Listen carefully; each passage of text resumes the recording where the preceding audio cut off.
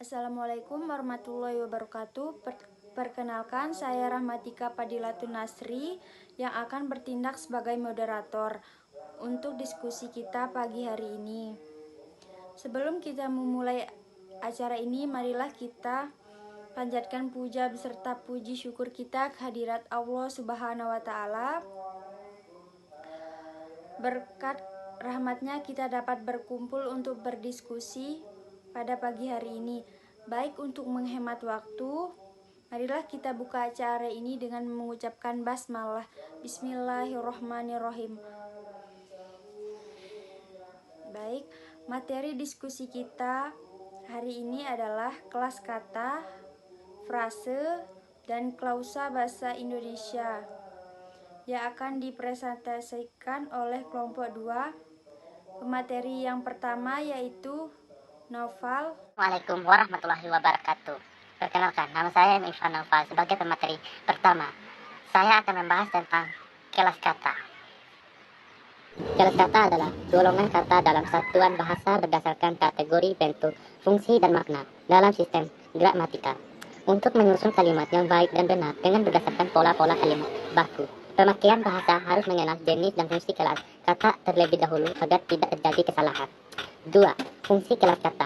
Kelas kata memiliki beberapa fungsi penting dalam penyusunan kalimat. Di antaranya: A. Melambangkan pemikiran atau gagasan yang semula hanya berupa gagasan yang bersifat abstrak, lalu bisa menjadi konkret karena adanya kelas kata. B. Untuk membentuk macam-macam struktur kalimat. C. Memperjelas makna gagasan. D. Membentuk satuan makna, frasa, klausa, atau kalimat. 3. Pembagian kelas kata dikelompokkan menjadi 6, yaitu kata verbal atau kata kerja adalah kata yang menggambarkan suatu perbuatan, kejadian, dan peristiwa. Yang kedua, nominal atau kata benda adalah kelompok kata yang menyatakan nama seperti nama benda, hewan, dan orang. 3. Pernominal atau kata ganti adalah kata yang digunakan sebagai kata benda atau frase. Yang keempat, nominalia adalah kata frasa yang menunjukkan bilangan atau kuantitas. Yang kelima, adjektivitas adalah kata yang digunakan untuk menggambarkan, membatasi, memberi sifat, dan menambah suatu makna pada kata benda atau kata ganti. Dan yang keenam, adverbia adalah yang digunakan untuk membatasi dan memberikan informasi lebih banyak tentang kata kerja, kata keterangan yang lain, atau keseluruhan kalimat. Dan yang keempat, kelas kata dalam gramatika secara keseluruhan tata bahasa atau gramatika mempunyai komponen-komponen sebagai berikut. Struktur gramatika yang memperlihatkan bagaimana bangun gramatika suatu kata sehingga tidak dapat melihat konstruksi dan konstruksi dalam unsur-unsur gramatika yang berasal dari lexem di samping hubungan tematis dan dimatis di antaranya. Sistem gramatikal yang memperlibatkan bagaimana unsur gramatikal berperilaku sebagai satuan yang terorganisasi sebagai suatu hierarki dari yang terkecil yakni morfem sampai yang terbesar yakni wacana. Kategori gramatika atau klasifikasi gramatika yang memperlibatkan bagaimana satuan-satuan gramatikal dengan cirinya berperilaku sebagai satuan yang lebih abstrak dalam satuan gramatikal yang lebih besar. Fungsi gramatikal yang memperlibatkan bagaimana bagian dari satuan-satuan gramatikal itu dalam satuan yang lebih besar berperilaku dalam hubungan saling ketergantungan satu sama lain, sehingga diperoleh konsep-konsep seperti modifikasi, subjek, predikat, subjek, lengkapan, dan keterangan. Tema dan peran gramatika yang memperlihatkan bagaimana gramatika menjadi lengkapan dari konfigurasi semantis yang mengkomunikasikan konsep sehingga bahasa menjadi alat komunikasi yang bermakna. Sekian dari saya, kurang dan lebihnya saya mohon maaf. Wassalamualaikum warahmatullahi wabarakatuh. Terima kasih kepada pemateri yang pertama. Selanjutnya untuk Yuliana Herawati, waktu dan tempat saya persilahkan. Assalamualaikum warahmatullahi wabarakatuh. Perkenalkan, nama saya Yuliana Herawati sebagai pemateri kedua akan membahas tentang frase. Frase adalah gabungan kata yang bersifat non-predikatif. Artinya, frase hanya terdiri dari salah satu fungsi. Bisa terdiri dari subjek saja, bisa juga hanya terdiri dari verba, atau bisa diawali dengan proposisi. Frase termasuk salah satu satuan linguistik yang tidak mempunyai ciri-ciri atau batas fungsi sebagai klausa, sehingga tingkatan frase berada di bawah klausa dan di atas tingkatan kata. Frase terdiri atas beberapa kata dan secara fisik mengisi slot-slot pada tingkatan klausa. Frase selalu terdiri dari morfem bebas yang tidak bisa dipisahkan. Jika salah satu unsur frase dipisahkan, akan makna dari sebuah kalimat.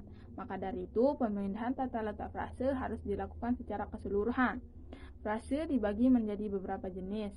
Yang pertama, jenis frase eksosentrik adalah frase yang tidak memiliki konstruksi sama dengan unsur atau komponen pembentuknya. Artinya, salah satu komponen dari frase eksosentrik tidak dapat saling mengisi ketika dipisahkan. Frase eksosentrik mempunyai dua komponen. Komponen yang pertama berupa perangkai yang berwujud preposisi partikel, dan komponen kedua berupa sumbu. Frase yang berperangkai preposisi partikel disebut frase preposisional atau frase eksosentrik direktif, dan frase yang berperangkai sumbu disebut frase eksosentrik non-direktif. Frase direktif adalah kelompok kata yang terbentuk dari paduan kategori preposisi dengan kategori lain, yaitu nomina, frase nomina, dan pronomina. Misalnya, di Indonesia dari laporan keuangan perseroan dan untuk beliau. Frase non-direktif. Frase eksosentrik non-direktif yang pertama adalah frase yang sebagian atau seluruhnya memiliki perilaku yang sama dengan bagian-bagiannya, seperti si kancil, si terdakwa, dan sang kekasih. Kedua, frase yang seluruhnya berperilaku sama dengan salah satu unsurnya. Artinya, terdakwa dan kekasih memiliki perilaku yang sama dengan si terdakwa atau sang kekasih. Ketiga, frase yang tidak memiliki perilaku yang sama dengan bagian-bagiannya, seperti yang mulia, yang besar, dan yang hebat. Dua, jenis frase endosentrik adalah frase yang memiliki distribusi sama atau setara, sehingga ketika salah satu unsur dihilangkan, frase tersebut akan tetap dapat digunakan.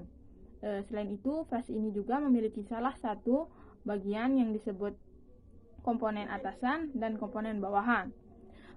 Kedua komponen ini memiliki distribusi yang sama dan salah satunya sebagai pendukung atau pembatas. Tiga jenis frase atributif adalah frase yang terdiri dari inti dan penjelas atau modifikator, sehingga frase ini mengandung hanya satu inti yang dapat didahului atau diikuti oleh modifikator. Inti dan modifikator dapat terdiri dari salah satu kelas kata, seperti nomina, verba, adjektiva, atau adverbia. Jadi, hanya ada satu unsur pusat atau unsur inti, sedangkan unsur lainnya adalah atribut yang tidak setara karena tidak dapat dihubungkan dengan kata penghubung dan kata penghubung atau. Tiga, jenis frase koordinatif. Frase koordinatif adalah frase yang komponen pembentuknya terdiri dari dua komponen atau lebih yang sama atau sederajat. Karena bentuknya yang sederajat, maka frase ini dapat dihubungkan dengan konjungsi koordinatif tunggal seperti dan, atau, tetapi, maupun dan konjungsi lainnya. 4. Jenis frase apositif. Frase ini adalah frase yang memiliki keterangan yang ditambahkan atau diperjelas. Frase ini identik dengan nomina atau kata benda. Unsur-unsur pembangun frase apositif itu memiliki kedudukan yang sama sehingga bisa saling menggantikan. Sekian presentasi dari saya. Terima kasih.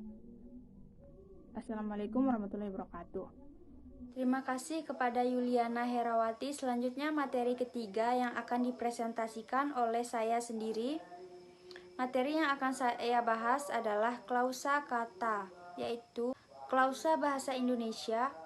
Klausa dalam tata bahasa adalah sekumpulan kata yang terdiri dari subjek dan predikat. Walau dalam beberapa bahasa dan beberapa jenis klausa, subjek dari klausa mungkin tidak tampak secara eksplisit. Hal ini umum dalam bahasa subjek nol. Sebuah kalimat paling sederhana terdiri dari satu klausa, sedangkan kalimat yang lebih rumit terdiri dari beberapa klausa. Klausa seringkali dikontraskan dengan frasa. Sebelum kumpulan kata dikatakan sebagai klausa apabila mempunyai predikat dan sebuah subjek.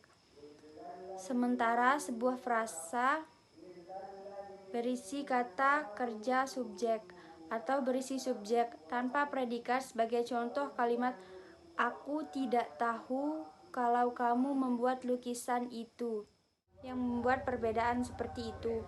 Mereka menerima ide akan klausa non-finitif, klausa yang diatur di sekitar kata kerja infinitif. Klausa umumnya dibagi menjadi klausa dependen dan klausa independen. Sebuah klausa independen dapat berdiri sendiri sebagai sebuah kalimat, sedangkan klausa independen harus terhubung dengan klausa lainnya. Klausa independen dapat berupa anak kalimat atau kalimat yang setara dengan klausa yang lainnya. Terima kasih.